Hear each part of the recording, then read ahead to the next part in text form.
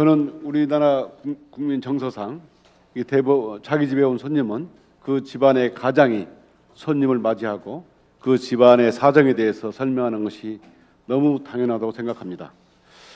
오늘 법사위원들이 대법원 현장에 와서 국감을 하는데 조희대 대법원장이 자리에 출석하지 않은 것 정말 유감입니다. 국민 정서적으로 보나 또는 지난번 월요일날 국회에 출석해서 정말 뭔가 오해를 받는 듯한 인상을 받는 것이 안타까웠다 이렇게 말씀하셨어요. 그렇다면 이건 홈그라운드 아닙니까? 여기 나오셔서 정말 국민들을 상대로 속 시원하게 그동안에 가진 의문점을 충분히 풀어줬으면 얼마나 좋을까 생각하고 있는데 지금 몇 층에 계신지는 모르시지만 지금이라도 꼭 내려오셔서 국민들의 답변에 속 시원하게 답변을 해줬으면 좋겠습니다. 이번 이재명 대표의 공직선거 위반 사건 파기환송 심은 정말 법은 법대로 안 지키고 규정은 규정대로 안 지키고 정말 예외와 예외를 계속 연속적으로 범한 정말 말도 안 되는 재판이라고 생각을 합니다. 정말 대법원은 저는 합의체 처리가 원칙이라고 하면서 해마다 2만 명을 처리하면서 99.9%는 모두 소부에서 처리합니다. 0.01%만 전압으로 처리했습니다. 작년에는 두 번만 전압이 열렸을 뿐입니다. 이런 원칙과 외회가 뒤바뀐 걸 가지고 전압 처리가 원칙이라고 주장하는 것이 도대체 말이 된다고 생각하십니까? 더군다나 정말 공직선거법 위반 사건 3개월 또 항소심 뒤집는 항소 파기환송 판결은 평균 1년이 걸렸습니다. 그런데 딱 35일 만에 처리된 사건은 딱 한 건, 이 사건 한 건뿐입니다. 그러니까 국민들이 이거는 뭔가 이상하다, 이례적이다라고 이해할 수밖에 없는 겁니다. 더군다나 긴급 서면 질의에 대한 답변서를 보냈는데 이게 정말 여기도 거짓말을 했어요. 박근혜 국정농단 사건을 심리하면서 소부를 거치지 않고 직접 전압해서 심리했다고 했는데 확인해 보니까 무려 소부에 배당된 후 5개월 만에 전압해서 판결을 했습니다. 이러니 국민들께서 어떻게 믿을 수가 있겠습니까? 오늘 오전에 대법원에 와가지고 전심 직사를 거치고 지금까지 거치면서 저는 이런 생각을 했습니다. 3월 30일 월요일 날 트럭으로 기록이 송부됐다. 처장님 맞죠?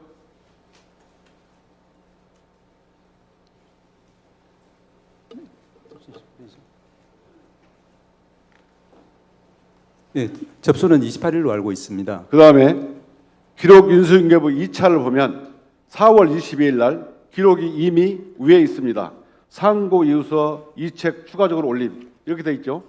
예, 그렇게 이번에 저도 봤습니다. 그러면 결국 형사 기록이 지금 재판 연구관실이든 주심 대법관실이든 어디에든 가 있다는 뜻 아니겠습니까? 올라가 있었다는 이야기였죠. 그렇죠. 그런데 여기 와서 말씀을 들어보면 그 형사 재판 기록을 스캔했다 이렇게 표현합니다. 그렇죠? 스캔이라고 하는 사람은 1, 2심 기록 스캔 말씀하시는 것 같습니다. 이 대법원 기록은 스캔하지 않았습니까?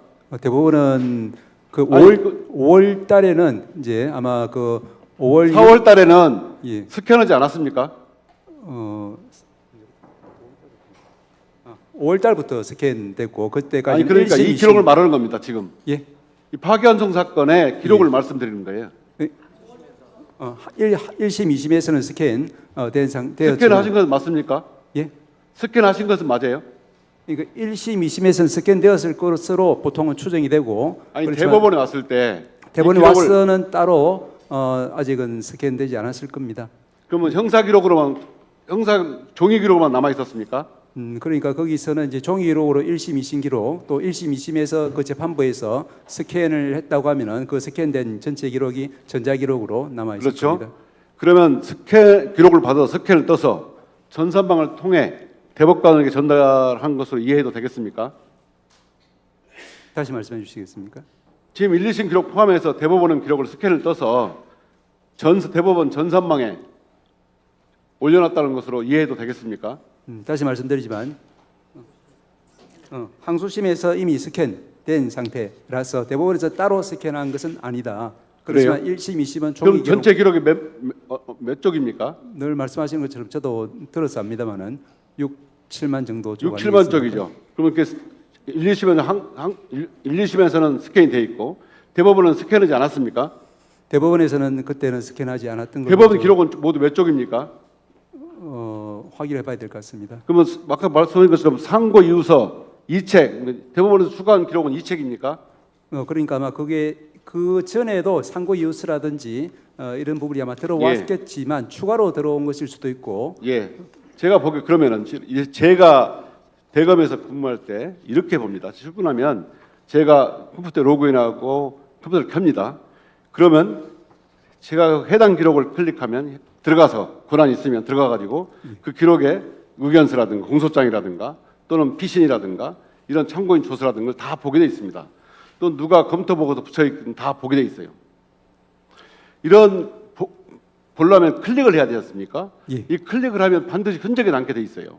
예, 그래서 그러겠죠. 그렇지 않습니까? 그러겠죠. 네네. 자, 처장님께서는 시스템은 다를 수 있지만 전산상으로 보는 것은 모두 흔적이 남아 있고 또 대법원에서는 기록을 다 봤다 하니 이런 클릭한 흔적은 서버에 남아 있기 때문에 우리 법사위원들이 요구하는 것이 그 클릭한 흔적을 달라는 것입니다.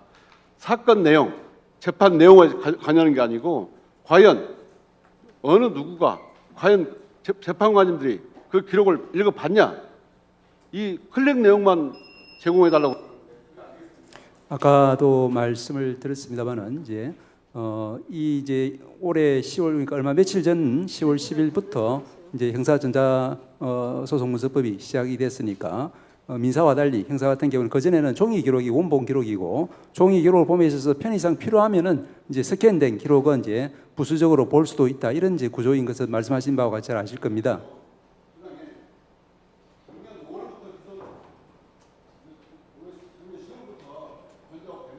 올해 10월.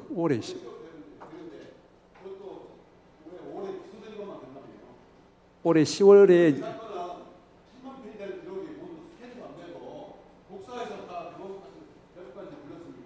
그러니까 아까도 말씀드렸지만 이제 이 스캔이라고 하는 것은 이제 올 초까지는 이제 1심, 2심에서는 항소심에서는 그러니까 스캔할 수 있는 상태로 다 되어 있었고 그래서 재판부에서는 중요한 사건 같은 경우는 통상 스캔해서 형사 기록을 활용하고 있는 것으로.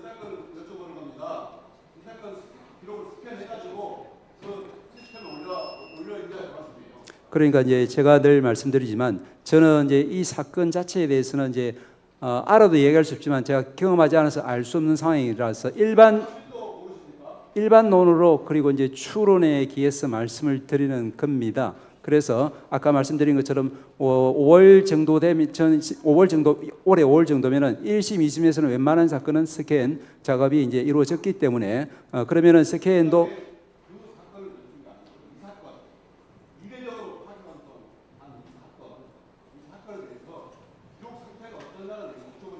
그러니까 저도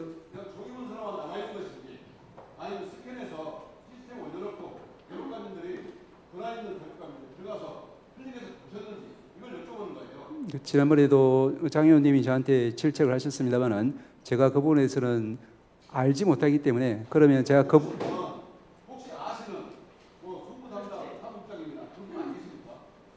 아니 사장님께서 여기 오시면 다 만나주신다. 이건 재판 내용이 아니고요. 사법 행정적인 거잖아요. 한 기록에 누가 기록을 보시면 이 기록을 누가 빌려갖고 누구한테 인계해 나가는 거잖아요. 그럼 서버에는 만약에 시스템에 저장이 돼 있고 스캔에 저장이 돼 있다면 이 기록을 누가 클릭해서 받는지 이 기록 나가기 됩니다.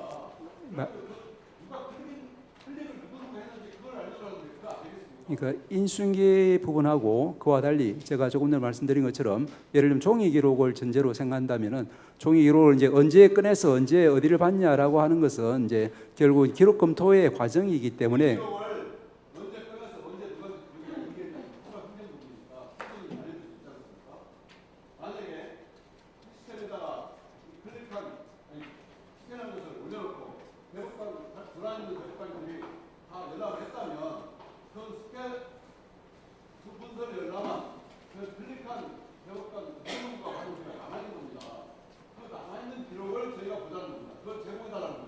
이거 저도 아까 말씀드린 것처럼 저희들 내부적으로 여러 번 검토했지만 그 부분은 예.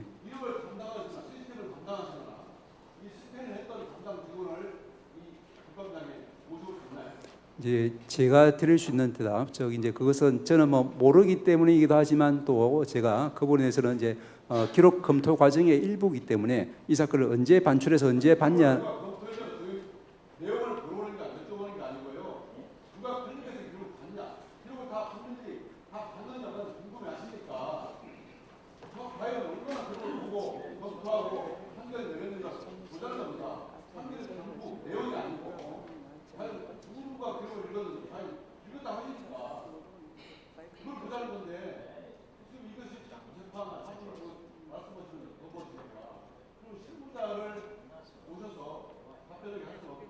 실무자도 저하고 동일한 대답을 할 수밖에 없는 구조라고 저희들은 여러 차례 검토했지만 그 부분은 이제 그 기록의 관리 책임 때문에 지금 어디 쪽에 있다는 것이 불과하지 구체적으로 이제 사건 검토를 위해서 특정 이제 그 페이지를 열어보고 등등 이렇게 하는 것은 기록 검토 즉 이제 심정 형성을 위한 또 더 나아가서 그걸 토대로 하는 합의 과정의 일환이기 때문에 이 부분은 저희들이 여러 차례 검토했지만 자, 이성윤 위원님 잠시 지금 시간이 많이 경과한 관계로 네, 질문을 우선 정리해 주시고 네, 지금 이 자리에는 그 재판사무국장으로서 이성윤 의원님이 질의에 관련 답변을 할 수 있는 정지연 기관 증인이 출석해 있습니다. 그래서 다시 질문의 요지를 정돈하시고 추가 질의로 해주시면 감사하겠습니다. 네. 마이크 사용법을 안내해 드리겠습니다. 지금 이 현장 국감장 마이크 시설은 마이크를 켜는 것은 위원님께서 이 발언 종료 버튼 후에 자동으로 끄지면 이후에 다시 버튼을 눌러서 이 마무리 말씀을 맞춰주시면 되겠습니다. 그러니까 직접 그 온 버튼을 눌러주시기 바랍니다. 그래서 추가 1분을 제가 드릴 경우에도 마이크는 의원님께서 직접 눌러서 사용해 주실 것을 권고드립니다. 자, 그럼 다음 질의는 최혁진 의원이십니다. 시작해 주십시오. 네, 천대엽 법원행정처장님. 예. 지금 국민들은 우리 국가 시스템 전반에 대해서 불신하고 있습니다. 지난 내란 계엄에 이 유능하다라고 하는 대한민국 공직사회 전체가 계엄 하나를 막지 못해서 온 국민이 추운 겨울에 떨게 만들고 경제적 고통까지 떠안게 만들고 그 부분에 대해서 국가는 어떻게 우리를 치유하고 보상할 것이냐고 묻고 있는데 여전히 공직사회 전반 같은 경우에는 책임 있는 조치를 안 취하고 있어서 오늘 저희가 이렇게 강하게 국감을 하게 되는 상황입니다. 그 상황을 깊이 이해해 주시고 책임 있는 조치를 해주셨으면 좋겠습니다. 지금 기획재정부 같은 경우에도 최상목의 최측근으로서 계엄에 연루돼 있을 것으로 의심되는 고위 간부들을 미리 빼돌려서 해외에 도피시켜서 지금 고액 연봉까지 만들어 놓고 있는 이런 조치들을 해서 조만간 불러서 질책을 할 생각입니다. 김경우 변호사님 잠깐 증언석으로 나와 주시겠습니까?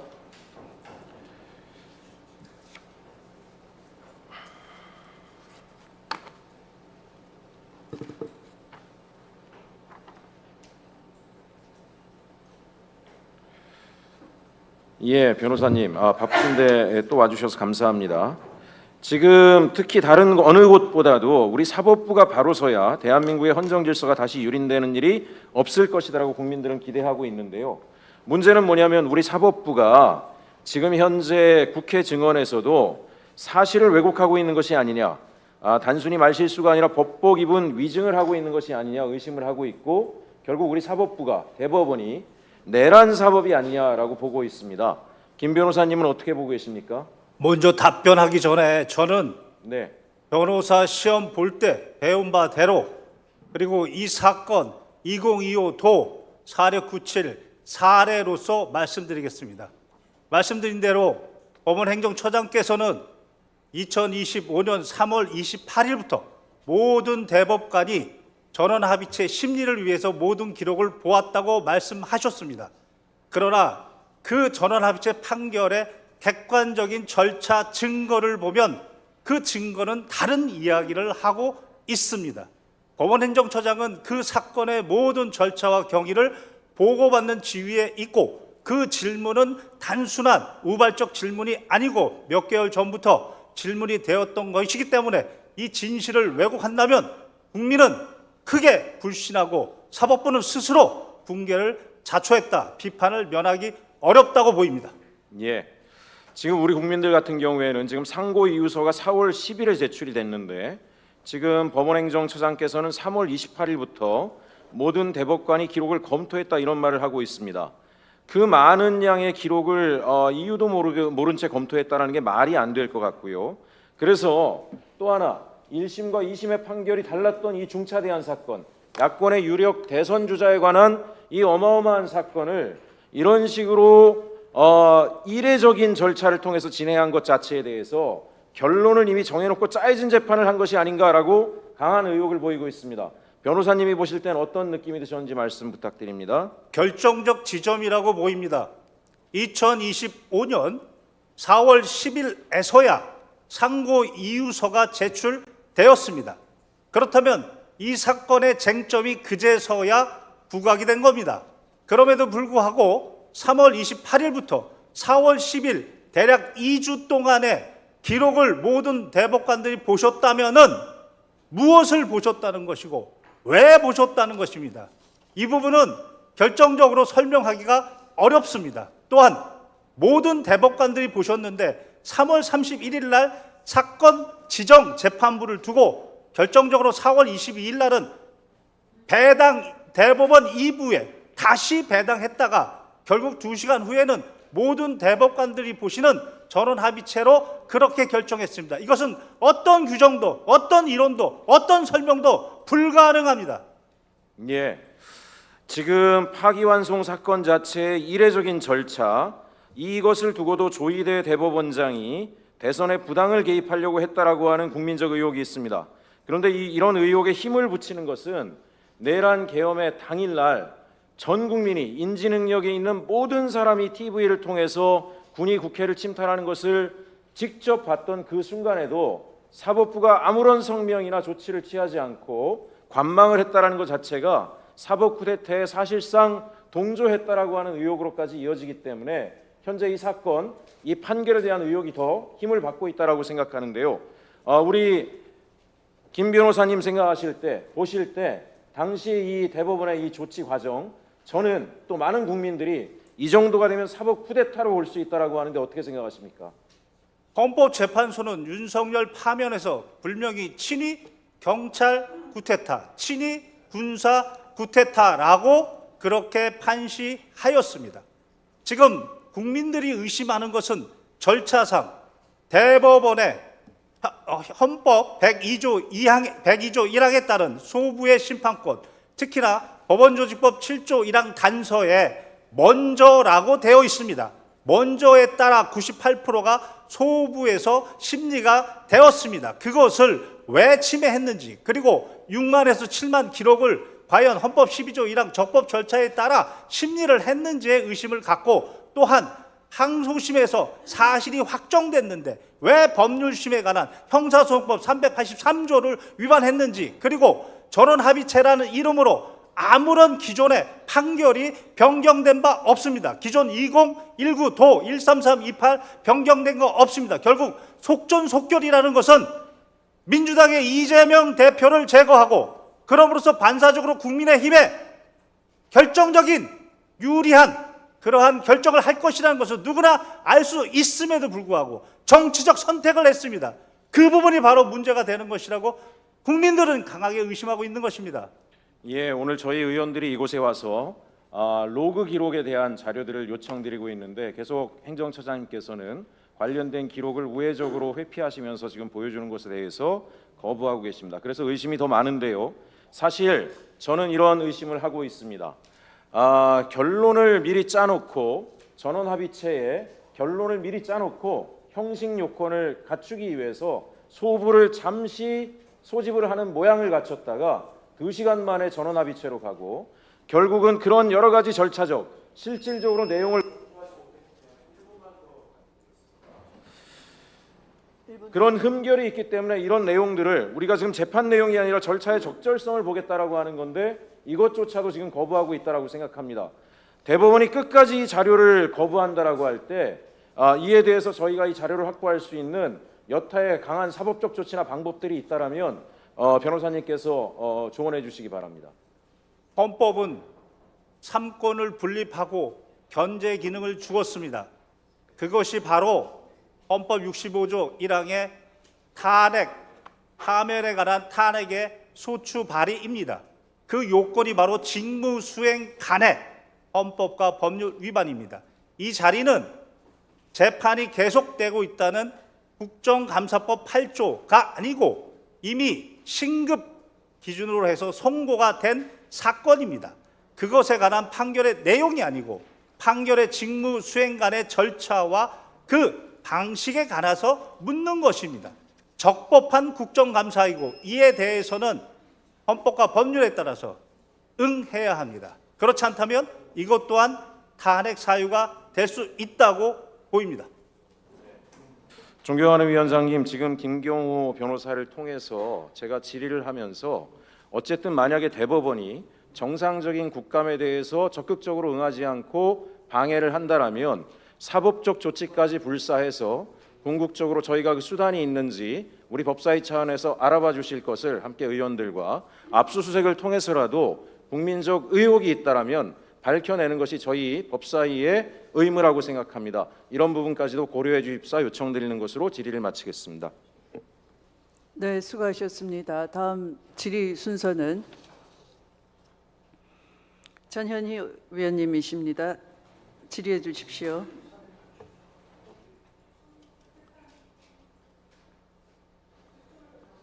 마이크 버튼 눌러주세요.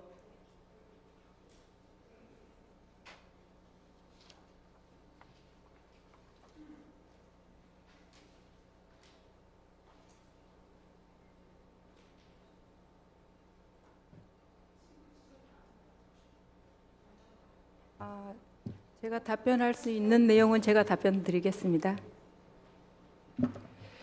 이재명 후보의 그 기록 분량이 트럭 한 대분이라고 하는데 맞나요? 종이 기록으로 200책이 넘는 것으로만 알고 있습니다. 그건 직접 보지 못했군요. 네, 네, 약 7만여 페이지에 달하는 종이 기록이라고 합니다.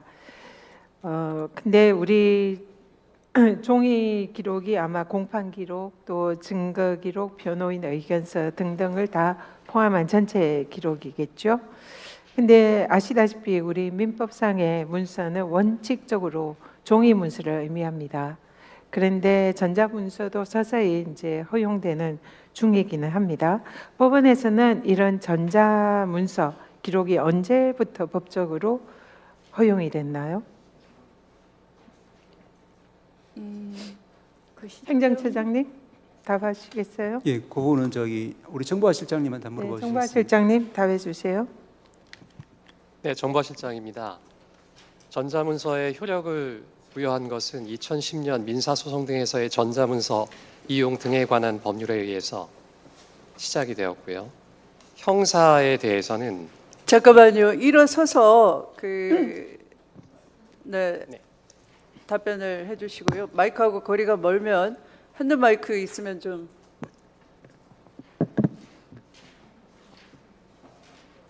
네, 정보화 실장입니다. 정보화 실장 원호신입니다. 민사에서는 2010년도부터 전자문서가 민사소송법상 종이문서와 동일한 효력을 갖게 되었습니다. 형사소송에서는 2025년 10월 10일부터 수사가 개시되는 사건부터 네, 전자문서로서의 효력이 있습니다. 알겠습니다. 감사합니다. 형사소송, 형사기록의 경우에는 올해 10월부터 형사소송 규칙이 개정이 돼서 전자문서가 법적 효력이 있는 문서로 법원에서 사용되는 걸로 알고 있습니다.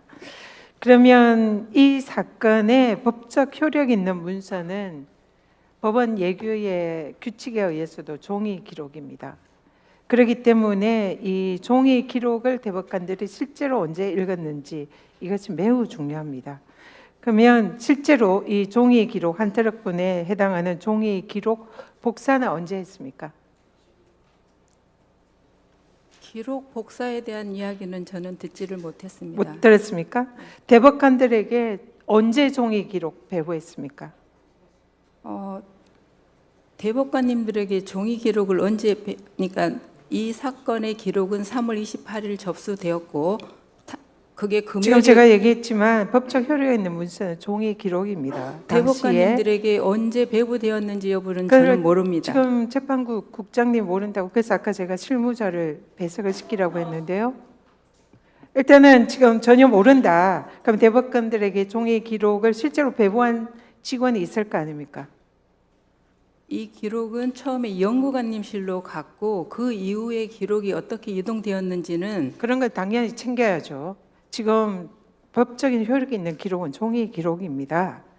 그래서 통상은 대법원에 변호인 의견서가 도달하면 소부에 배당이 되고 그때부터 법관들이 기록을 읽는 게 통상의 예죠. 통상 그렇죠?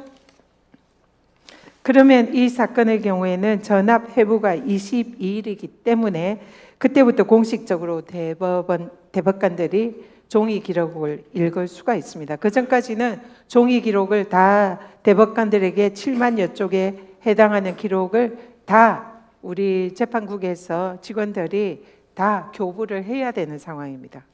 하셨나요? 하셨는지 안 하셨는지 말씀하세요. 그 이야기는 듣지를 못했습니다. 못 들었다. 그러면 완전히 법을 지키지 않은 건데요. 실제로 저희들이 오늘 대법관 방을 찾아갔습니다. 그리고 현장 검증을 했어요. 그런데 현장 검증한 대법관의 방의 책상은 온통 종이 기록이 있었습니다.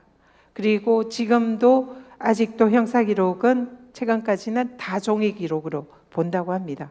그럼 당연히 이 사건 대법관들 종이 기록 보고 있었어야죠. 근데 그걸 담당자가 모른다고 하면 종이 기록이 배부가 안 됐다는 얘기입니까? 일단 연구관실로 올라간 것까지만 지금 알고 모른다는 있습니다. 얘기니까 종이 기록이 배부가 안 됐다라고 그렇게 간주를 해도 되겠네요. 확인해 보십시오. 가서 확인하고 다시 나중에 제가 묻겠습니다. 들어가십시오. 네, 행정처장님. 예. 지금 대법원 주장이 전압에 해부되자마자 기록을 읽었다라고 주장을 합니다. 그러면은 그 기록은 종이 기록이 아닌 걸로 보입니다. 방금 국장의 얘기에도 따라서. 그러면은 스캔본, 고등법원에서 올라온 스캔본 전자 기록을 읽었다고 추정이 됩니다. 스캔본 기록은 아까 정부와 실장도 얘기했지만 올해 10월부터 형사소송규칙이 개정되면서 법적 효력이 있는 문서가 됐습니다. 그렇기 때문에 법적 효력이 없는 스캔본 기록을 설령 전압 해부 당시부터 읽었다 하더라도 그것은 법적 효력 없는 문서를 읽은 것이고 그것은 불법이다 이렇게 봅니다. 그래서 이런 불법적인 스캔 기록을 대법에 해부되자마자 누가 그것을 대법관들에게 읽으라고 지시했느냐? 누가 했다고 생각하세요? 한 가지만 먼저 말씀을 좀 드리겠습니다. 제가 묻는 것만 답하시고 그 다음에 말씀하십시오. 제가 보기에는 그 지시를 할 수 있는 사람은 조희대 대법원장밖에 없습니다. 재판에 대법원의 소송 기록이 접수되자마자 전압 회부도 되기 전에 이미 대법관들에게 스캔본 기록을 만약에 법원 판결문이 사실로 믿는다 하더라도 읽은 것은 스캔본 기록입니다. 그거는 종이 기록이 아니기 때문에 불법이고요. 그러한 불법적인 지시를 한 조희대 대법원장은 만약에 그것이 사실이라면 직권남용이다 이렇게 생각합니다. 어떻게 생각하세요? 예, 지난번에도 잠깐 말씀을 드렸지만 이제 상고 사건을 저희들이 볼 때는 이제 연구관들과 유기적 일치하다고 봅니다. 그래서 제일 검토하는 순서는 첫째는 이제 1심 판결, 2심 판결을 검토하면은 거기서 이제 어떤 것이 이제 법률적 쟁점인지가 나오고 그 다음에 이제 상고이호서는 대체로 1심, 2심에서 다투었던 쟁점에 대해서 다시 다투고 있습니다. 그 상고 사건 기록 검토의 첫 번째는 1심, 2심 판결 검토부터 시작됩니다. 그리고 그 나머지 제가 그걸 질문을 드린 게 아니죠. 이 왜 종이 기록이 언제 대법관들에게 배부가 됐는지 복사는 됐는지 근데 복사한 적이 없다라고 얘기를 하니까 종이 기록 자체가 대법관들에게 이 사안은 배부가 안 된 걸로 추정이 됩니다. 그렇다면 왜 이런 불법적인 스캔본 기록을 전압에 해부도 되기 전에 조희대 대법원장이 지시를 했는지 그렇다면 이거는 직권남용 아닌지 이것을 질문을 드리는 예, 그래서 겁니다. 종이 기록의 경우를 전제로 하더라도 그것은 이제 필요한 범위 내에서 저기 이제 1심, 2심 그리고 나중에 이제 그 상고이호서를 통해서 이제 압축되는 법률적인 쟁점에 대해서 법률심의 상고심으로서 그 필요한 부분에 한해서 이제 필요한 종이 기록 부분을 보기도 하는데 이 부분이 이제 예를 들면 연구관들을 통해서 보고서를 통해서 이제 그 사실관계를 정리해서 보기도 하고 또 필요한 처분 문서라든지 중요한 부분을 직접 이제 제가 묻는 질문에 대한 답을 하시는 건 아닌 것 같고요. 대법원에 아까 사무국이랑 한번 가서 살펴보십시오. 종이 기록을 언제 대법관들에게 배부했는지를 확인을 해서 다시 저에게 나중에 질의에 말씀 주시기 바랍니다. 이상입니다. 네, 수고하셨습니다. 다음 질의 순서는 박균택 위원님 질의 순서이십니다.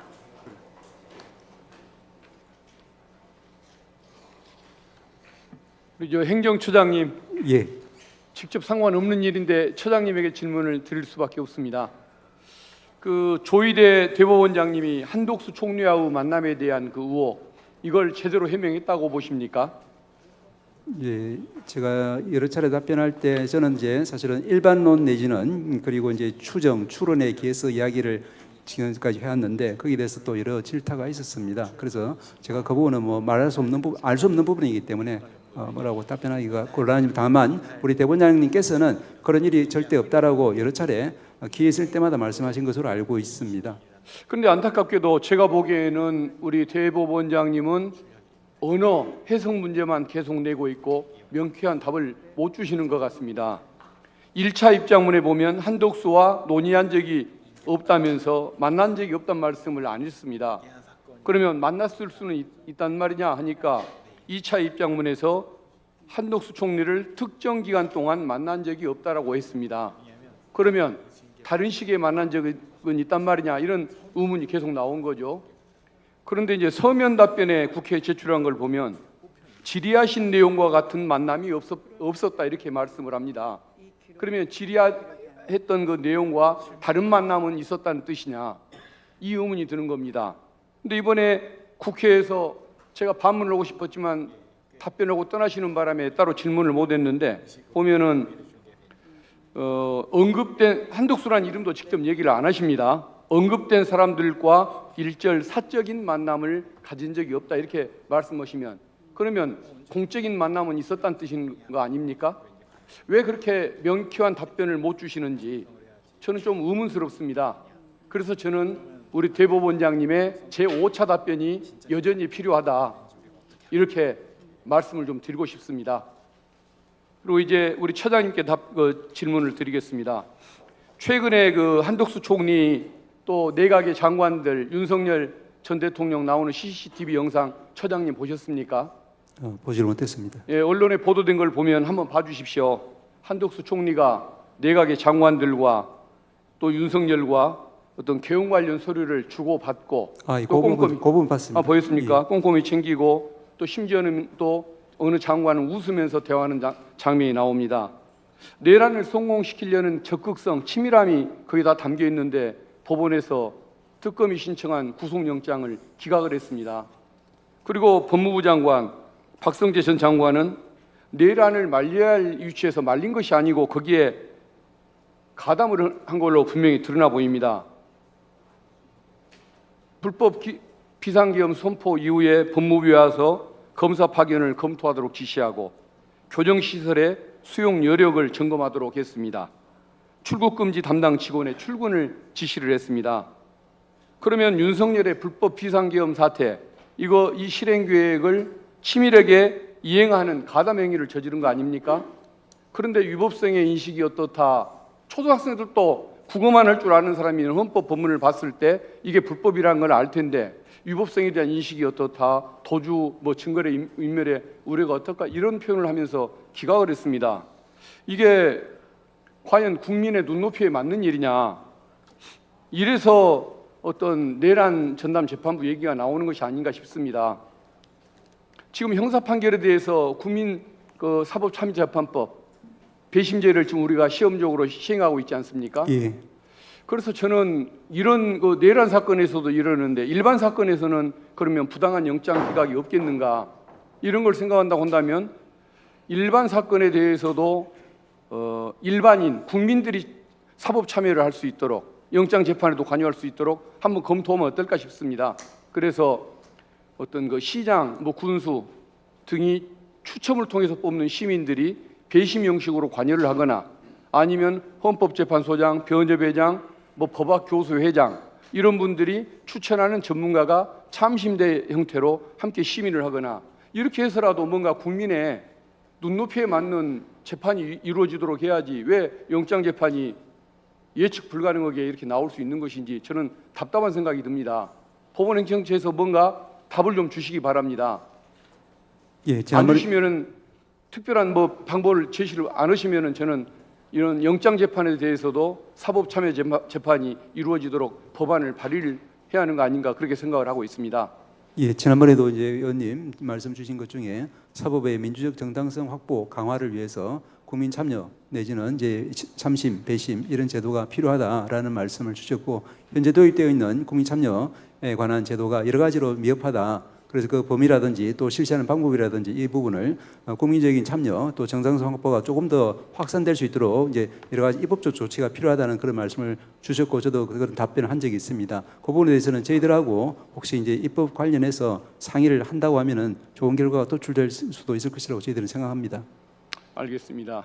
그리고 공직선거법 위반 사건과 관련해서 대법관님들이 과연 기록을 읽었던 것이 맞냐 이것을 한번 검증을 하려고 어떤 로그인 접속 기록을 보고자 했던 것인데 지금 대법원에서 협력을 안 하는 바람에 지금 못 보고 있는 상태입니다.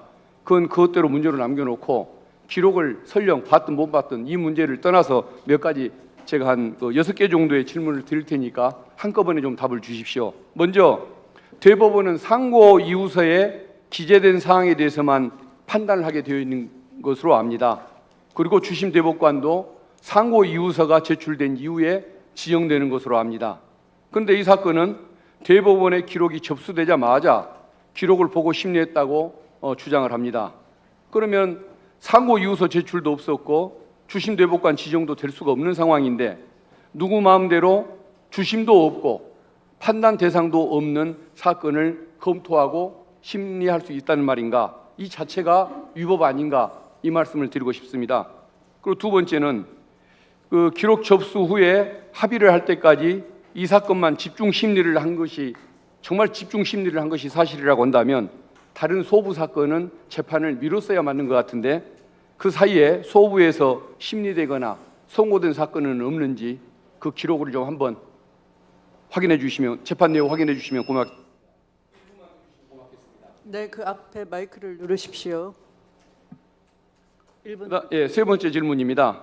이 사건처럼 원심 판결 후 그 다음 날 기록이 대법원으로 송부되고 또 대법원 파기 환송 후에 그 다음 날 서울 고법으로 기록이 송부된 전례가 과연 한 번이라도 있었는가? 하루 사이에 이렇게 연결적으로 기록이 송부된 사례 한번 확인 좀 해주십시오. 그리고 또 하나 다음 질문은 대법원 파기 환송 후에 서울 고법이 바로 다음 날 기일을 지정하고 공시 송달을 하고 지평관을 통해서 특별 송당을 하는 이런 특이한 결정을 했는데 이게 과연 대법원장님의 지시 없이 이재권 부장판사의 자율판단으로 이루어진 것인가? 이게 진정한 사실인가를 한번 묻고 싶습니다.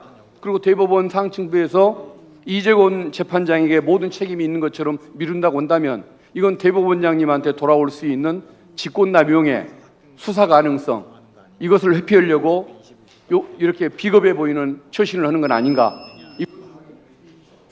예, 말씀드리겠습니다. 예, 첫 번째, 그 상고유서와 상고유서 접수와 주심 미지정 이전임에도 이제 이 전압으로 기록 검토하는 것이 가능하냐라는 부분은 지난번에도 제가 좀 말씀을 드리고 또 긴급 질의 응답서에서도 저희 행정처에서 검토한 그 이론적인 결과는 말씀드렸습니다. 이 부분은 물론 이제 그 여러 차례 많은 의원들께서 질타하시는 것처럼 현실적으로는 그렇지 않지 않느냐, 이 부분에 대해서는 저희들은 할 말은 없습니다. 왜냐하면 우리 현실의 많은 사건 처리를 위해서 전압 사건으로 많이 이제 처리를 못 하고 있기 때문에. 그렇지만 이론적으로는 이제 그 사건이 전체적으로는 이제 전압 사건으로 들어온 상황에서 언제든지 시기 제한 없이 모든 대법관이 혹은 대법원장이 할 수도 있고 대법관이 또 요청해서 할 수도 있고 이렇게 전압 사건으로 심리기일 제정해 달라 요청해서 그렇게 해서 이제 이거 심리로 진행할 수가 있습니다. 이 사건이 좀 이례적이지만 아마 그런 성격의 사건으로 저희들은 이론적인 판단을 하고 있습니다. 다시 말씀드리지만 제가 이제 그 직접 관여를 하지 않았기 때문에 이 부분에 있어서는 이제 이론적인 일반론 그리고 이제 추정, 추론을 하는 것이기 때문에 그걸 전제로 이제 받아들이시면 될 것 같습니다. 두 번째로 기록 접수 후에 이제 이 집중 심리가 과연 가능했냐, 이제 뭐 여러 가지 많은 사건 처리에 힘든 가운데 이 부분은 그래서 이 부분도 제가 이제 전에 말씀드린 것처럼 현재 이제 그 전압 다수 보충 의견서에 그래 나와 있으니까 뭐 대법관님들이 이제 그걸 갖다가 거짓으로 쓰지는 않았을 테니까 그러니까 집중적으로 했을 테고, 다만 그 사이에 그러면 이제 소보 사건을 처리를 어떻게 했느냐, 저희들이 이제 그 소보 사건은 소보 사건대로 처리를 하면서 또한 이제 전압 사건은 처리를 합니다. 그래서 이제 아까 또 말씀드렸지만 이제 대법원에서는 이제 그 기본적으로 법률심으로서 그런 구조를 가지고 있는 것은 이제 그 위원님께서 잘 아시리라 믿고요. 그래서 이 사건에서도 이제 그 전압 다수 고충 의견 판결 이유 중에 그 부분에 대해서 좀 이제 해명을 하고 있는 부분이 있기 때문에 제가 말씀을 드린 겁니다. 저기 여기서 보면은 이제 신속 심리를 위해 충실 심리를 이제 희생해 하는 일은 있을 수 없다라고 하면서 이 사건 주요 쟁점은 크게 복잡하지 않다, 뭐 이런 발언의 전체적인 인상이 어떤지 등등 이 부분이 쟁점인데, 1심과 원심이 인정한 사실관계에 큰 차이가 없으므로 사실 인정에 어려움이 있는 사건도 아니고 1심과 원심이 동일한 사실관계에 대해서 서로 치밀하게 다른 법률을 전개했고 판결서에도 상세히 설치했으므로 대법원으로서는 그중 어느 쪽을 채택할 것인가를 결정하면 충분한 사건이기도 했다. 적어도 이게 이 판결에 나와 있는 다수 대법관님들의 인식인 것 같습니다. 그에 따르면 이제 그와 같은 이제 법률적인 쟁점에 대해서 집중적으로 이제 심리를 했다라고 볼 수밖에 없을 것 같습니다. 그리고 이제 세 번째로 이제 그 3일 내에 기록 송부, 3일 안에 이렇게 왜 이렇게 신속하게 기록을 송부했냐라는 것은 전에도 제가 말씀드렸지만 우리 내규상으로는 이제 그 사건을 이송 넘길 때는 이제 3일 안으로 넘기도록 되어 있습니다.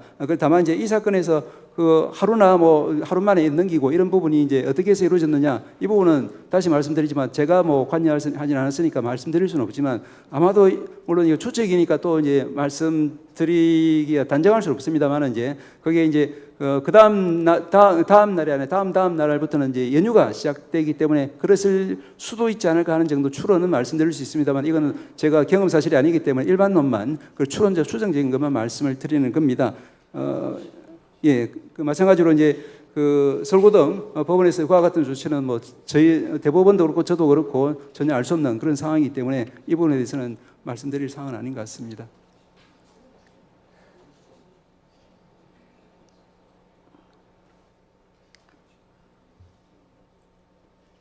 행정처장님, 예, 국정감사를 법률에 따라서 하고요. 헌법과 네. 법률에 근거해서 하는 겁니다. 예, 헌법을 위태롭게 하거나 법률을 작동하지 못하게 하는 것은 사법부가 할 일이 아닌 거죠. 예. 그런데 지금 행정처장님 답변은 저는 추정과 추론을 할 뿐입니다 하면서 이 국감을 불능화를 시키고 있어요. 사실 국감을 사실상 방해하고 계시는 겁니다. 지금이라도 현장 국감 취지에 맞게끔 사실 확인을 해서 답변해 주시기 바랍니다. 첫 번째 질의하신 이성윤 위원님의 질의는 얼마든지 이 자리에서 가능합니다. 실무자를 통해서 금방 확인하실 수 있습니다. 행정처장님 스스로가 국회에서 한 답변과도 많이 모순되는 것이죠. 여러 차례 진술을 번복하셨습니다. 이 스캔한 문서를 봤을 수도 있다 이렇게도 말씀을 하셨어요. 그러면 그런 것들이 스캔도 일종의 초기 전자화의 작업이겠죠. 그렇다면 그런 기록은 접속을 하면은 접속한 흔적이 다 남아 있는 것이기 때문에 그 접속한 흔적에 대해서 지금 확인이 가능하십니다.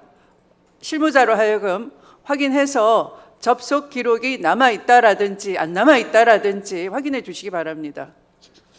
자, 계속해서 진행하겠습니다. 위원장님 한 말씀만 말씀하신 부분과 해서 잠깐만 말씀을 드려도 되겠습니까? 네. 예.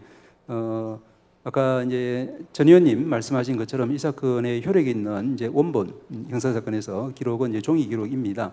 스캔 기록은 말씀드린 것처럼 이제 그 기록 검토율의 편의상 아직 올해 10월 이제 올해 지금 얼마 며칠 전 10월부터 이렇게 전자와 법이 도입되기 전까지는 편의상 그걸 갖다 보조 수단으로 장착한 것이기 때문에 이제 그 스캔 자체가 불법도 아니고 또 거기에 어떤 그렇다고 해서 법적인 효력이 부여되는 것도 아닌 그야말로 이제 편의적 보조적인 부수적인 장치라는 말씀만 약간 드리겠습니다.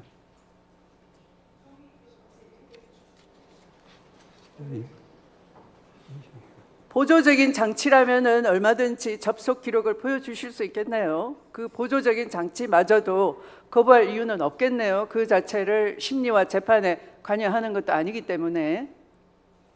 예, 다만 이제 행정처장님의 말씀을 인용을 해서 다시 촉구합니다. 그러면 로그 기록을 열람하고 볼 수 있도록 즉시 조치해 주시기 바랍니다. 다음 질의 순서는 서영교 위원님이십니다. 시작해 주십시오.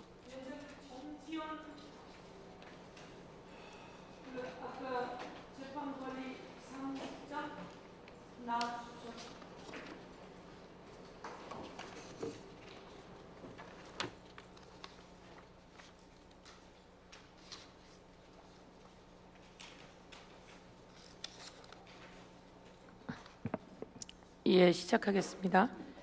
지금 오늘 재판 기록이 문제가 되는 거죠. 자, 재판 기록이 7만 페이지짜리가 트럭에 실려서 대법원으로 왔어요. 맞습니까? 알아요, 몰라요? 트럭에 실려서 왔는지까지는 그래요. 확인하지 못했습니다. 재판관리사무국장은 이 기록 관리하는 사람 아니에요?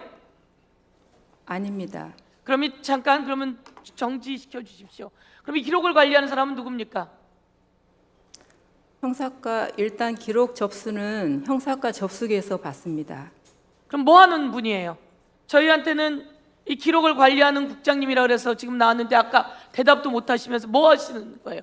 오늘은 어떤 일을 하세요? 제 질문을 하게. 재판 사무국 업무를 총괄하고 있습니다. 재판 사무국 업무를 총괄하니까 기록이 왔을 거 아닙니까? 그럼 그 기록을 스캔했습니까? 모릅니까? 그 기록은 1, 2심 기록은 스캔된 기록이 있었던 것으로 알고 있습니다. 자, 1, 2심 기록이 그럼 스캔되어 있는데 그 1, 2심 기록에는 공판 기록이 스캔되어 있습니까? 수사 기록이 스캔되어 있습니까? 공판 기록과 수사 기록 모두 스캔되어 있는 것으로 알고 있습니다. 수사 기록이 스캔되어 있습니까? 그런 것으로 알고 있습니다. 압니까? 봤어요? 직접 보지 못했습니다. 저는 그런데 그럼 그거 누가 대답할 수 있어요? 그런 걸로 알고 있습니다. 이러면 되겠습니까? 법원행정처장님, 그 기록에는 공판 기록과 수사 기록이 다 들어 있습니까? 그래서 결국 또 일반론을 말씀드릴 수밖에 없는데 아까 위원장님께서 그런 아니 말씀 잠깐만요. 아는 분이 나와서 답변을 해야 될 거 아닙니까? 수사 기록이 들어 있습니까? 안 들어 있습니까? 내가 알아본 바로는 수사 기록은 없을 거라는 겁니다. 그래서 묻는 거예요. 여러분은 여지껏 1심, 2심에 스캔이 되어 있고 그것을 보았을 겁니다라고 하는데 보았는지 안 보았는지도 확인이 안 되고 공판 기록에 수사 기록이 같이 있는지도 확인이 안 되고 그래서 무슨 기록을 봤다는 겁니까? 그리고 중요한 건 1심 기록 그거 어떻게 들어가서 볼 수 있습니까? 법원행정처장님 그거 어떻게 대법관이 들어가서 볼 수 있어요? 만약에 이제 스캔 작업이 있었다고 하면은 그러니까 스캔 작업이 들어오면 모두 다 볼 수 있어요? 접근권이 있는 접근권이 언제 주어지게 돼요? 이 기록은 사건 기록 인수 인계부 언제로 인계되어 있다고 나와 있습니까? 그 부분은- 여러분이 보내준 거예요. 그 부분은 잠깐만 정보화 실장한테 제가 마이크를 넘겨되겠습니까? 누구요? 정보화 실장. 정보화 실장님 알고 있습니까? 이 기록은 언제 인계됐어요? 여러분이 보내준 자료에 4월 22일로 돼 있어요. 기록- 그렇죠? 4월 22일로 되어 있으면 4월 22일 날 기록이 인계됐는데 그래요 안 그래요? 기록 인계가 4월 22일로 기재된 건 맞습니다. 4월 22일 날 기록이 인계된 걸로 되어 있어요. 4월 22일 날 기록은 인계되었고 그리고 소부에 배당된 게 그래서 4월 22일이고 전원합의체를 올린 게 4월 22일이고 4월 24일 날 표결했고 여러분은 볼 겨를이 있어요 없어요 대법관들이? 이거에 대해서 접근권이 들어가려면 접근권은 어떻게 해서 들어가요? 말씀해 보세요. 접근권은 어떻게 들어가요? 인계가 된 다음에 접근할 수 있을 거 아닙니까? 종이 기록에 대해서는 제가 답변할 사항이 오늘 왜 이렇게 거짓말들을 하는 겁니까? 법원은 우리가 눈 가리고 앙호하는 줄 아세요? 몇 군데만 물어봐도 나오는데 공판 기록이 같이 있는지 수사 기록이 같이 있는지도 정확하게 확인 안 돼 있고 금방 누구라 그러셨죠? 사법정보실장 원호실. 사법정보화 실장님 거기에 공판 기록과 그러면 수사 기록이 같이 들어 있습니까? 저희는 시스템 프로그램을 운영하기 때문에 실제 기록은 여기는 시스템 프로그램을 인용해서 모르겠다 그러고 우리 국장님은 모르겠다 그러고 처장님은 모르겠다 그러고 그리고 지금 얘기는 올라갔으면 누군가 눌러서 봤을 겁니다. 접근권은 그렇게 함부로 있어요? 아무나 들어가요? 재판하신 분 얘기해 보세요. 법원행정처 차장님 예. 판사시죠? 그러니까 접근권에 대해서 제가 정보화실장이 이야기를 해줄 수 있기 때문에 정보화실장 접근권이 어떻게 돼요 그러면? 대법원 사건에 대해서 전 재판 사무 시스템에 대한 접근권은 해당 사건을 담당하는 법관, 즉 대법관과 참여관 그리고 그에 따라서 검토 권한이 부여된 재판연구관 등이 권한이 있습니다. 그런 사람들에게 재판권 접근권이 있죠. 그러면 그렇습니다. 인계가 4월 22일 날 됐으면 그때부터 접근권이 있을 거 아니에요. 여러분 마음대로 접근해요? 우리 처장님 말씀처럼 3월 28일 날 왔으면 3월 28일 날부터 접근이 가능해요? 그리고 이게 공판 기록이 있고 수사 기록이 있어요. 아무나 접근이 가능해요? 대법원장이 접근해. 그럼 접근 가능해요? 이렇게 시스템이 엉망이에요? 이게 벌써 며칠째 온 건데 이렇게 이야기하면 돼요 안 돼요? 안 되시죠? 법원행정처장님 제가 알기로 이제 그 대법원의 상고 사건을 접수가 되면은 그러면 전체 대법관에게 접근권은 있는 걸로 저는 알고 있습니다. 제가 확인했어요. 전체 대법관에게 무슨 접근권하니 그냥 줍니까? 상고 사건의 구조상 이제 전합 사건의 성격을 처음부터 그리고 우리 대법관 해보셨죠? 그러니까 말씀드립니다. 대법관 해보시면서 올라온 사건 언제나 접근 가능했어요? 제가 저희 소보 사건이 아니라도 다른 소보 사건이라도 필요하면은 그 사건을 들어갔어요? 들어가 본 적 있어요? 민사 사건의 경우에는 형사 사건 들어가 본 적 있어요? 없어요? 형사 사건은 저는 들어가 보진 않았습니다. 없잖아요. 민사 사건과 같이 이게 보세요. 이거 형사 사건 얘기하고 있는 거예요. 제일 중요한 대선 개입 사건이에요. 이걸 얘기하는데 지금 다른 소리를 하십니까? 형사 사건에 들어가 보신 적 있으세요? 없으시잖아요. 이번 건도 마찬가지예요. 그냥은 못 들어가요. 누군가 들어가게 했기 때문에 들어갔을 거 아닙니까? 들어가게 한 사람은 그것을 제대로 지키면서 들어갔을까요? 제가 그리고 아까도 이야기했지만 종이로 하는 거 아닙니까? 종이로. 우리가 아까 대법관실에 들어갔어요. 종이들이 잔뜩 쌓여 있어요. 그래요 안 그래요? 대법관실에 들어갔어요. 아니 이렇게 스캔으로 간단히 할 수 있으면 스캔으로 간단히 하시지? 왜 종이를 거기다 잔뜩 쌓아놨어요? 접견실은 종이로 자료로 잔뜩 쌓여져 있더라고요. 그것은 왜요? 종이로 해야 되기 때문이에요. 기록 관리 책임 때문에 주심 대법관실에 일단은 기록 변명하지 마세요. 존경하는 법원행정처장님, 그러시면 안 돼요. 지금 이 사건이 잘 된 겁니까? 틀렸다라고 생각할 때는 틀렸다고 정리해 주셔야죠. 법원은 왜 자기네들 거는 굳이 지키고 정리를 안 하십니까? 틀리면 스스로 틀렸다고 서로 비판하셔야죠. 그럼 바꿔주셔야죠. 위원장님 죄송하지만 시간 조금만 더 주십시오. 네.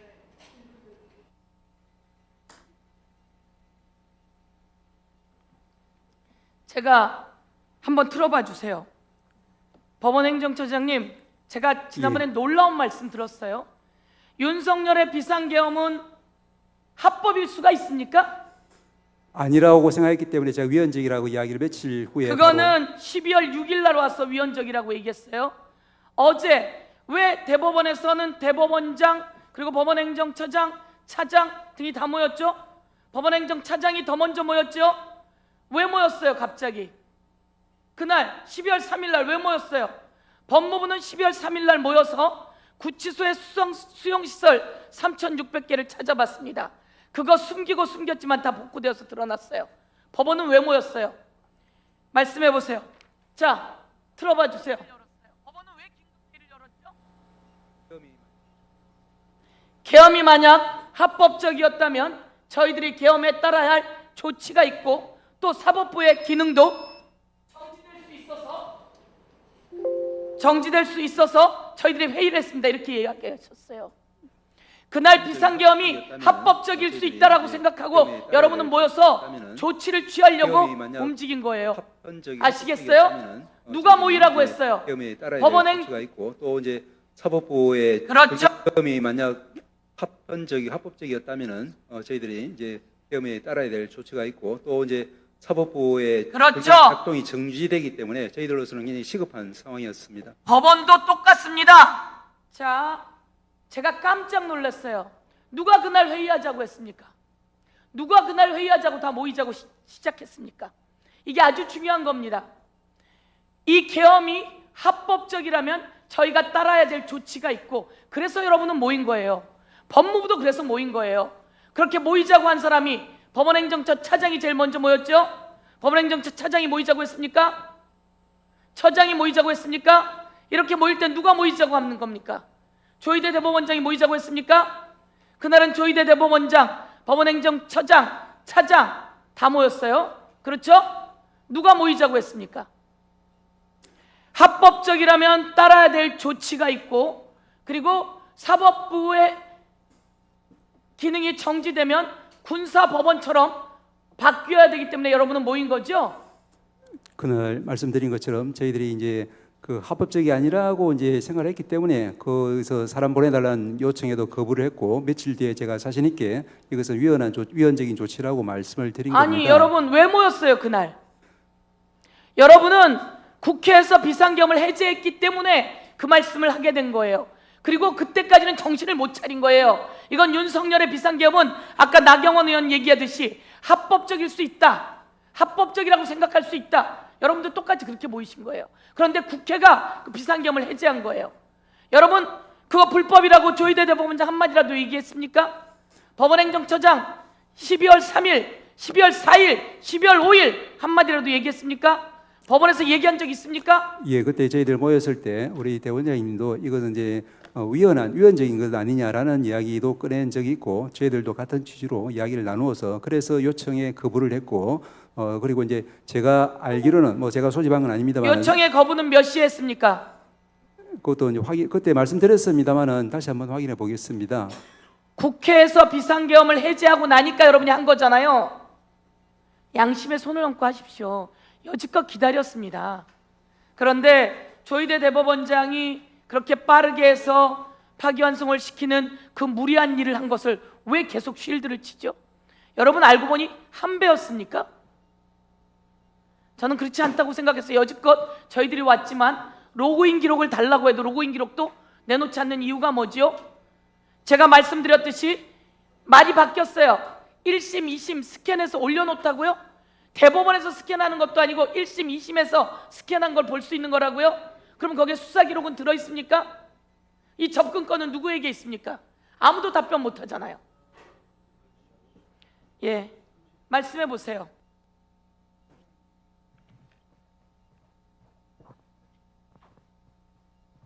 시스템에 대한 접근권은 대법관 등에게 있는 게 맞습니다. 대법관이 아까 이야기하던데요. 우리는 그냥 접근하지는 못한다. 말씀하시잖아요. 한 번도 접근 못했다고. 근데 무슨 대법관이 얘기했어요.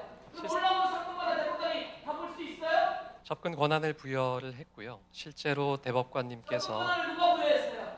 시스템 관리를 하는 대법원에서 전산 지원이 사무분담표에 따라서 전산 지원이 그걸 부여했어요? 그렇습니다. 왜 이렇게 책임을 획득하세요? 전산 지원에게 그러면 그 권한을 주라고 한 사람이 누구예요? 법원행정처에서 권한을 부여했습니다. 그럼 그렇게 얘기하죠. 법원행정처장이 그러면 거기 접근하라고 권한을 부여했습니까? 일반적인 시스템을 이야기하는 것 같습니다. 말씀드린 것처럼 전압 사건으로 전압이 아니라 상고 사건으로 접수되면은 그때는 이제 전체 대법관들한테 접근 권한이 있다 이 이야기를 한 것 같습니다. 저는 그렇게 알고 있습니다. 접근 권한 주신 적 있어요, 없어요? 법원행정처에서? 그러니까 이론적인 설명 좀. 법원 행정처에서 접근 권한은 프로그램에 대해서 프로그램 제작 권한을 부여하였고 그에 따라서 저희가 시스템 관리자의 저희 규정에 의해서 시스템 만들 때 부여되어 있고요.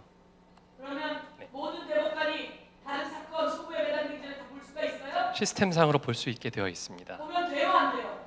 소부에 배당되기 전에 보면 됩니까, 안 됩니까? 예? 법원행정처장님, 소부에 배당되기 전에 다른 사건들을 다 보면 됩니까, 안 됩니까? 보려고 하면 볼 수도 있는데 아시다시피 이제 현실적으로 저희들 사건 처리 때문에 바쁘니까 소부 배당되기 전에는 잘 보지는 않습니다만은 거의 현실이란 것하고 지금 우리 이제 정부와 실장 말씀하신 것처럼 이게 이론적으로는 접근권이 부여됐기 때문에 누구든지 소부 관계없이 또 심지어는 소부 배당 전에도 이제 접근해서 볼 수 있다라는 이론적인 부분하고 현실적으로 저희들이 이제 그럴 여력이 없어서 안 본다는 것하고는 좀 다른 것 같습니다. 아니, 지금 1심에서 올라온 거, 2심에서 올라온 거 아무나 대법관이면 다 들어가서 볼 수 있습니까? 상고에 올라오면 그것이 소부에 배당되는데 여기 올라온 기일은 언제로 되어 있습니까? 그만할까요? 4월 며칠로 인계된 걸로 되어 있습니까? 4월 며칠로 인계됐어요? 기록 인계부에 의하면 4월 22일로 기재되어 있는 것으로 알고 있습니다. 4월 22일로 인계되어 있으면 대법원장들이 본다고 칩시다. 대법관들이 그럼 4월 22일부터 볼 거 아닙니까? 전산 시스템은 기록 인계부와 달리 사건 시스템 권한이 부여되어 있습니다. 마구잡이로 일합니까? 사건이 터지면 그렇게 마구잡이로 답변합니까? 판사 아니에요? 그러면 범죄자를 불렀어요. 아이 전화 제나 그 돈이 그 돈입니다. 우리 가족이니까 그 돈이 그 돈입니다. 우리 같이 회사 있으니까 그 돈이 그 돈입니다. 우리 안에서 그렇게 규칙 써놓으면 됩니다. 이렇게 하면 됩니까?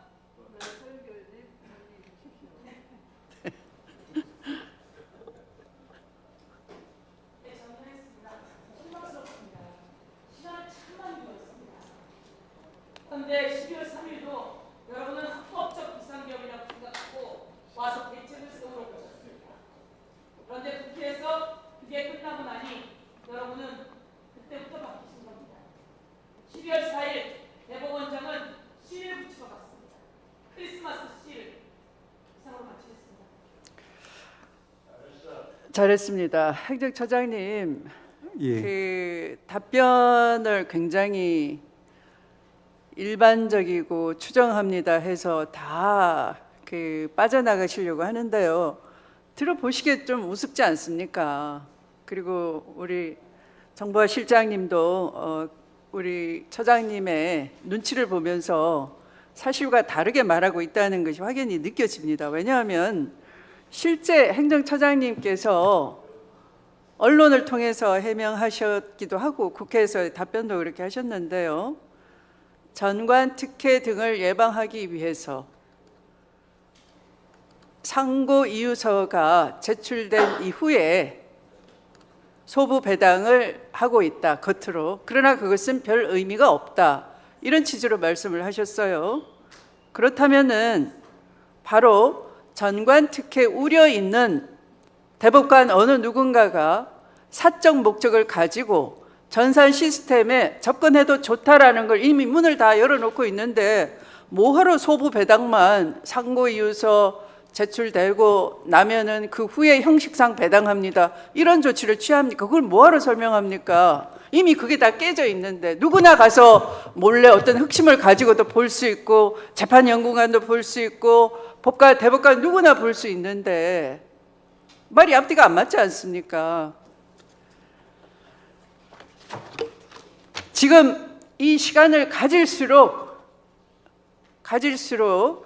계속 해명할 것만 더 많이 늘어나는 겁니다. 그러지 마시고 과학적으로 남아있는 기록, 아까 스캔으로 저장해 놓은 것은 다 접속 기록이 남는다라고 누구나 알고 있는 것 아닙니까?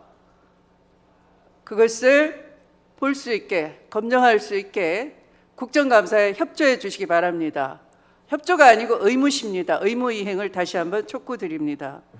다음은 박은정 위원님 질의해 주십시오. 네, 법원행정처장님, 예. 아까 지금 존경하는 서영교 의원님께서 질의하셨는데 지난 월요일 국감에서 12월 3일 개업날 긴급회의 하신 거 그게 계엄이 합헌일 경우에 계엄에 따라야 할 조치를 논의하셨다. 이런 취지로 답변하셨거든요.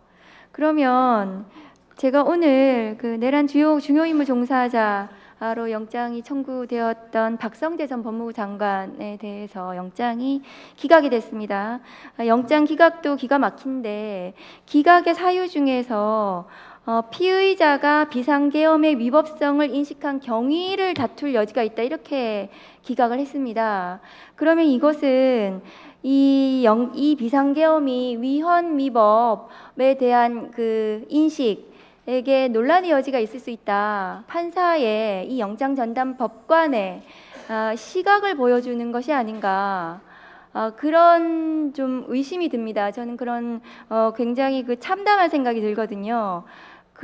이런 의심이 지금 행정처장님께서 12.3 비상계엄 당일날 했던 긴급회의 왜 했는지에 대한 답변과 그 다음에 조희대 대법원장의 5월 1일 판결 그리고 지기현 판사의 윤석열 내란 수계 범죄자에 대한 구속 취소 이것이 법원을 둘러싼 이 12.3 비상계엄에 대한 법관들의 인식을 보여주는 것은 아닌지 이런 우려가 들거든요. 어떻게 생각하십니까? 예, 제가 뭐 여러 말씀드리는 것은 자꾸 오해를 불러일으킬 것 같지만 저는 이제 분명히 그 12월 6일 가서 유연적이라고 선언을 했고 또 이제 그 구속 취소에 대해서도 이거는 이제 그 상소를 해서 이제 심판을 좀 받아볼 필요가 있다는 입장도 밝혔습니다. 그래서 저는 그런 이제 중요한 시기에 제가 이제 말씀드리고 했던 그런 부분 위주로 좀 봐주시면은 제 진위를 아실 수 있을 것이라고 믿습니다. 박성재 장관이 계엄 당일날 회의를 소집하고 내란의 중요 임무를 종사했던 것으로 영장이 청구가 됐는데 대법원도 마찬가지의 회의를 했던 것이 아닌가 이런 의심이 드는 거예요. 저는 이 영장 기각에 대해서는 처장님께서 뭐 법관의 영장 판단에 대해서 말씀하실 수는 없겠지만 어떤 생각 드십니까? 지금 이제 그 핵심되는 본안되는 사건이 현재 그 진행 중에 있고 조만간 선고가 될 것으로 보입니다. 어쨌든 이제 모든 걸 다 버리고라도 이 사건이 국민 전체가 많은 관심을 가지고 있는 사건이니까 이 사건이 이제 절차에 따라서 신속히 충실하게 공정하게 재판 결과가 빨리 나올 필요가 있다 이런 부분에 대해서 말씀드렸습니다. 계속. 지금 계속해서 이제 오늘 행정처장님의 발언 답변이 지금 문제가 되고 있어서 저도 안타까운데, 그러니까 오늘 지금 또 다시 새로운 이 발언의 변화가 나온 게 뭐냐 하면 5월 2일 날 이재명 후보에 대한 공직선거법 위반 판결 이후에 법사위 나오셔서 모든 사건은 대법원에 가면 전자무서화되고 대법관들이 스캔해 간 것으로 확인이 되고 있다. 그렇게 말씀하셨다가 지난 9월에는 그것에 대해서는 제대로 답변하지 않으시면서 그냥 제출 문서를 읽었다, 대법관들이. 그리고 그 대법원장이 대법관들의 의견을 확인한 다음에 후속 절차로 나아갔다 해서 이 전자문서화돼서 스캔됐다는 이 부분에 대한 답변이 점점 후퇴가 됐었거든요. 그래서 저희가 종이 기록으로 받는지를 또 여쭤봤는데 그 자료도 제출이 안 됐고, 근데 오늘은 또 보니까 아까 답변에서 1, 2심이 수사 기록과 공판 기록이 모두 전자문서화가 되어 있었다, 이런 답변인데 맞습니까? 그래서 아까도 말씀드렸지만 제가 이제 대법원에서 전자문서화한 건 아니지만 1, 2심에 이미 스캔이 돼 있었다, 이 답변이 맞습니까? 예, 제가 알기로는 일반론이십니다. 라서 또 이제 말씀드리면 어떤 이제 말씀하시는지 모르겠지만 이제 그 당시에는 1, 2심에서는 중요한 사건은 상당수가 스캔된 상태로 알고 이 있기 때문에 사건도 그랬던 그러니까 이 사건은 것입니까? 제가 알 수가 없는 상황이라서. 그러면 처장님 국감장에 왜 준비를 하고 오셔야죠. 이 사건이 어떻게 됐는지 확인을 하고 오셔서 답변을 해주셔야 되는 거잖아요. 국감에 대해서 저희가 그렇게 이것 때문에 이거 지금 몇 달째 여쭤보는데 확인을 안 하고 일반론만 얘기하실 거면은 이 대법원장이 여기 나오셔야 되거든요. 대법원장이 안 나오시고 대법원장이 지금 증인인데도 불구하고 안 나오시고 답변이 난 모르겠다, 이 답변하시는 건 저는 안타깝고, 일단 이 사건이 그러면은 스캔이 되어 있었다면 스캔이 되어 있었다는 것을 전제로 이 대법관과 대법원장 컴퓨터 가셔가지고 윈도우 키와 영문 R을 눌러서 실행창을 실행하시고 이벤트 뷰어 명령어를 입력하셔야 된답니다. 그리고 그 창이 실행이 되면 윈도우 로그를 누르고 보안 탭을 클릭하시고 그 보안 탭을 클릭하신 이후에 3월 27일부터 5월 1일 사이에 로그 기록을 추출이 가능하다고 합니다. 그걸 내주세요. 제가 계속 그거 내달라고 말씀하시는데 이게 스캔이 돼 있다면은 대법관들 컴퓨터, 대법원장 컴퓨터에서 굉장히 간단하게 이게 추출이 금방 가능한 거거든요. 그걸 내주십사라고 말씀을 드리는 겁니다. 종합국감 때라도 아니면 오늘 중으로라도 이거는 몇 분 걸리지 않습니다. 그러면은 그거를 좀 제출을 해 주십사. 이거 제출 안 하셨으면은 이걸 안 보신 걸로 저는 간주할 수밖에 없습니다. 봤다면 떳떳하신 거잖아요. 다 보셨다면서요. 3월 28일부터 모든 대법관들이 권한이 있는지 없는지는 전 모르겠어요. 이 사건 기록을 배당도 되기 전에 주심 대법관이 지정되기도 전에 이 기록을 볼 수가 있다. 그럼 서울중앙지검에 어떤 사건이 접수가 되면 모든 검사들이 그 사건이 너무 궁금해가지고 전부 복사해서 볼 수 있다는 거거든요. 근데 그게 권한이 있다고 하시니까 보셨는지 제출을 해 주십시오. 그리고 하나는 또 뭐냐면 사건 기록 인수 인계부에 들어가 있는 이 2025도 46597 사건, 이 공직선거